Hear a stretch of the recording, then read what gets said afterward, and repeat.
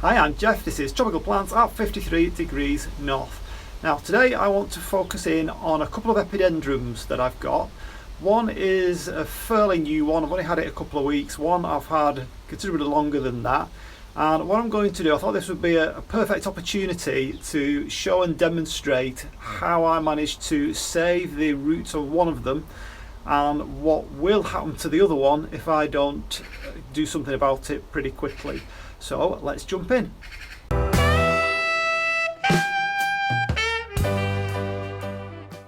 So these are the two epidendrums that we're talking about, and I will just start off with the new one, I think.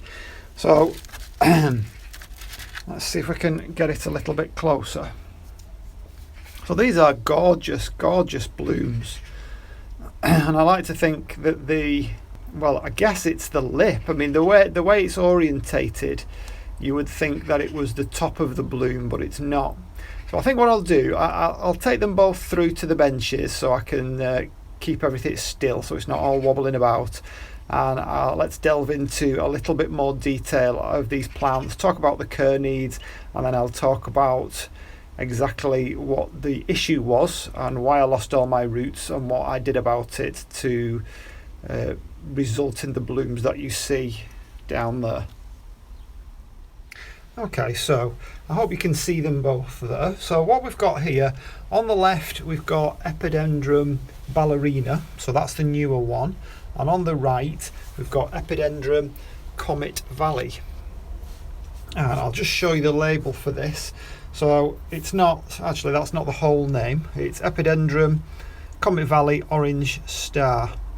And let me think, so that's it, we've got the eye tells you that it's intermediate, and I've written on here temperatures 10 to 24 degrees Celsius, and I did a repot the 20th of March 2019.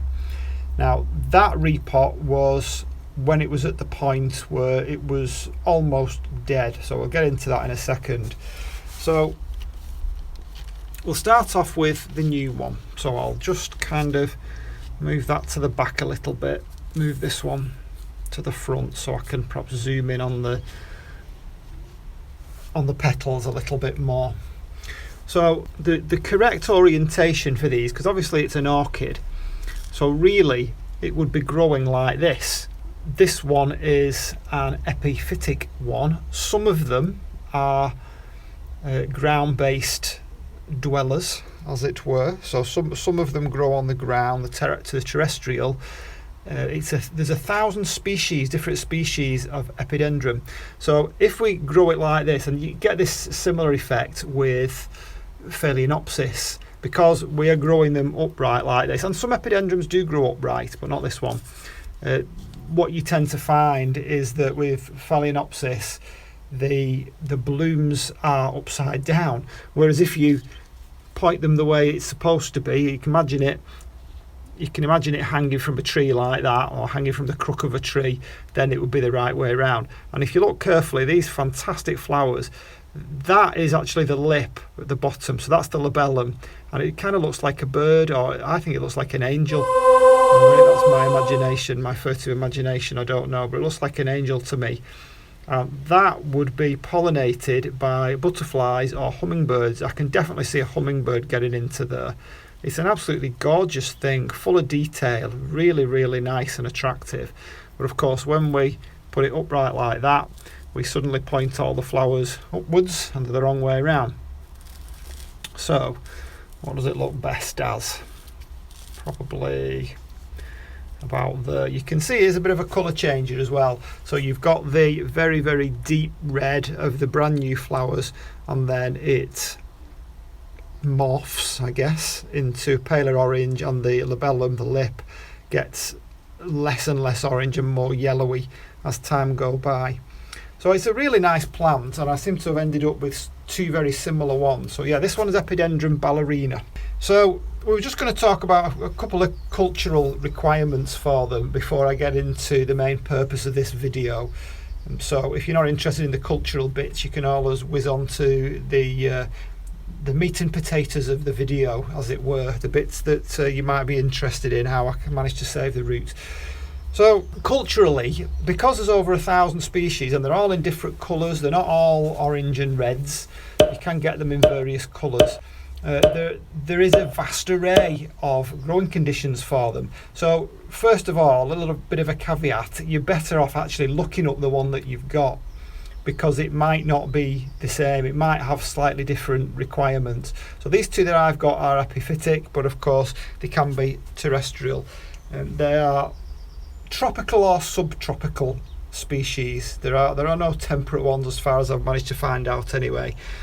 Some of them have pseudobulbs. These ones have these kind of cane-like. I mean, that one looks very cane-like, doesn't it? But when you look on the other one, the orange star one, the Comet Valley orange star, they're much thinner. So that one is very definitely like a cane. It's almost like a dendrobium cane thickness, that one.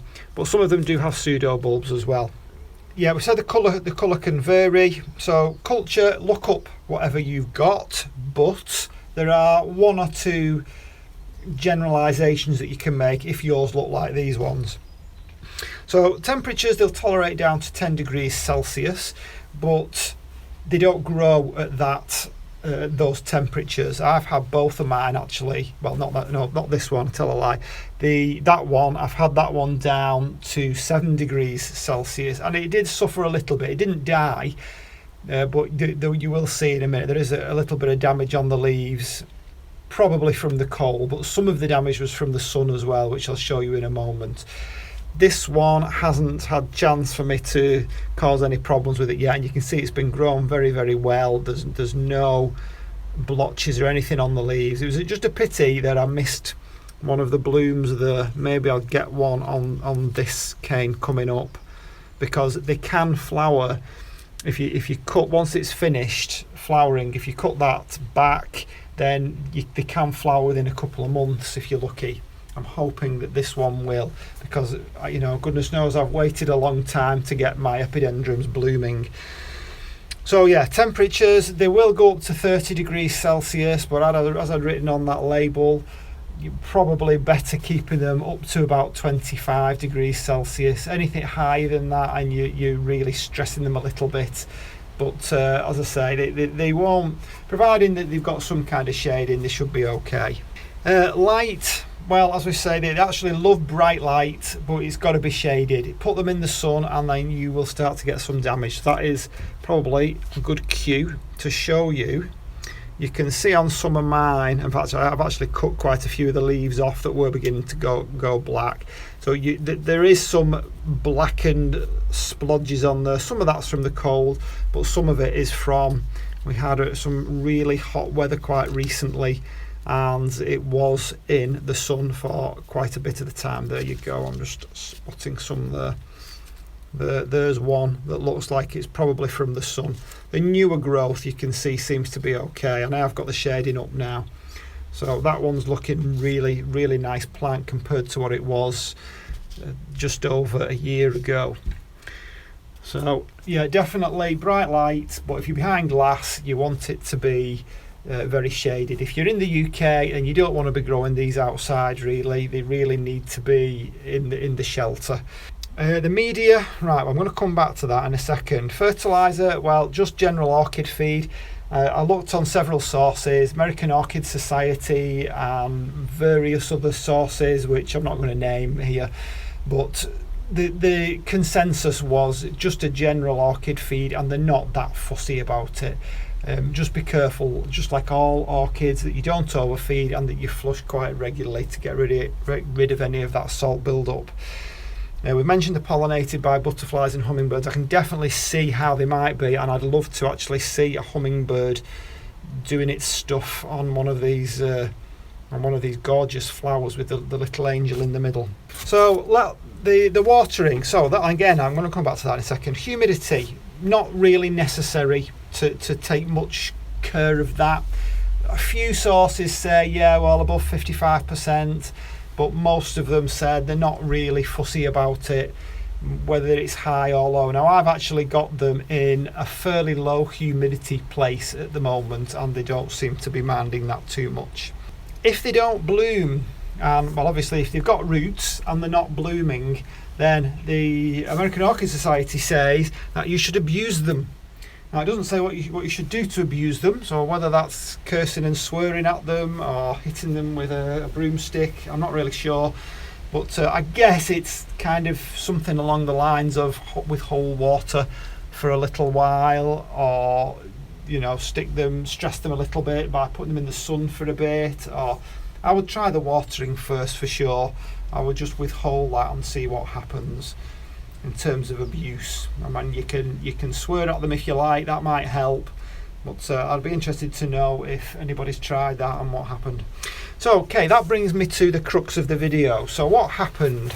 A little story. Now, it's a similar story actually to what's happened with a lot of my orchids in my initial probably 12-18 months of looking after them and trying to get used to what they needed and what kind of effect my own environment had on them.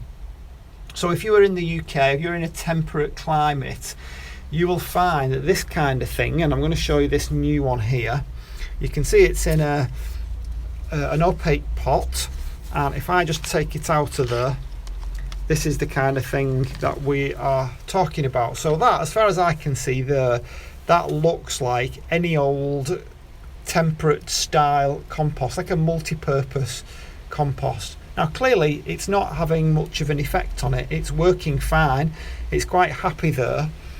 Now my other one, the Comet Valley Orange Star one, was in a similar thing, and on the basis that I was new to orchids, I left it like that and I carried on watering it. Now the problem comes when you get to the cooler times of the year. Well, let's face it, if you're in the UK, the cooler times of the year can be any time, either throughout the summer or probably more likely from, say, late September right the way through to late May.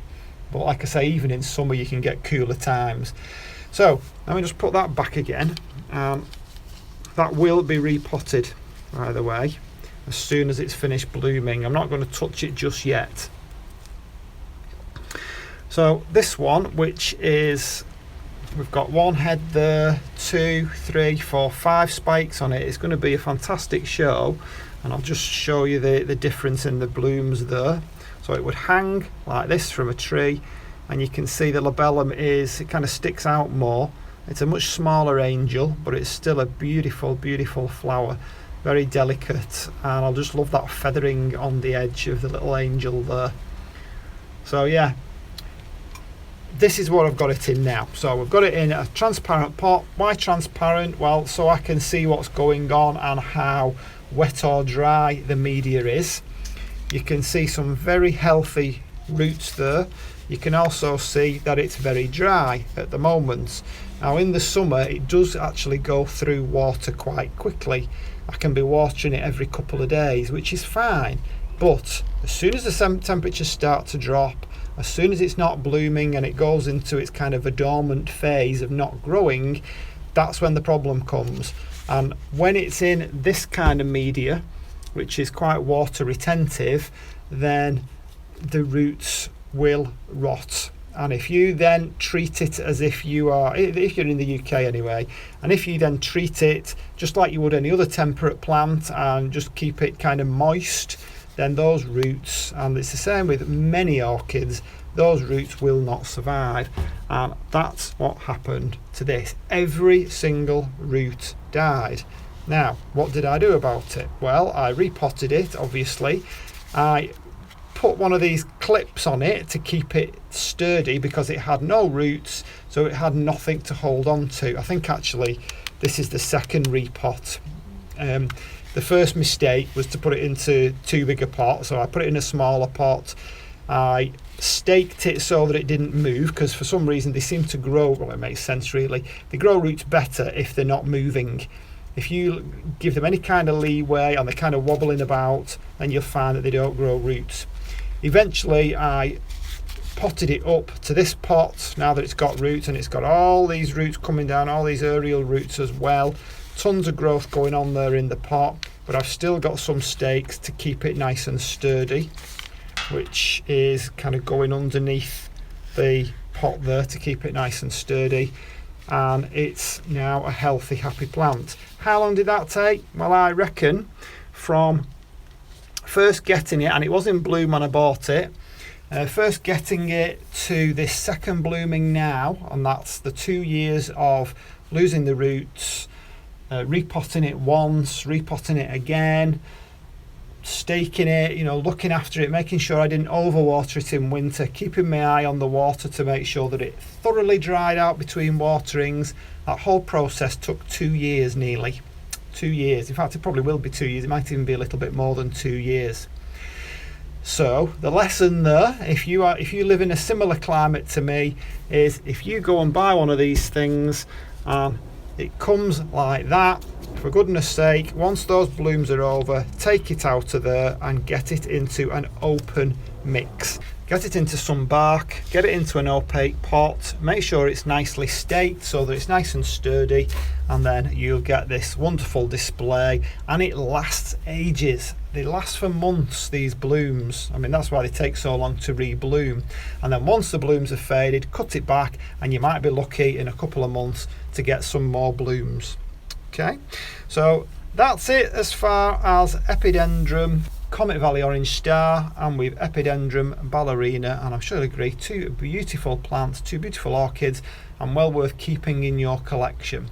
So if you found that useful, I hope you did. If you didn't, well, I'm very sorry. I do my best, and I'm just looking for things that people might not yet have either realised themselves or looked up or found out, and maybe it might just stop somebody from making the same mistake that I did. And if they have, maybe they'll be able to correct it like I did too. So thumbs up if you liked it, thumbs down if you didn't, stick a comment in the comments, and for now I'll see you on the next one. Bye.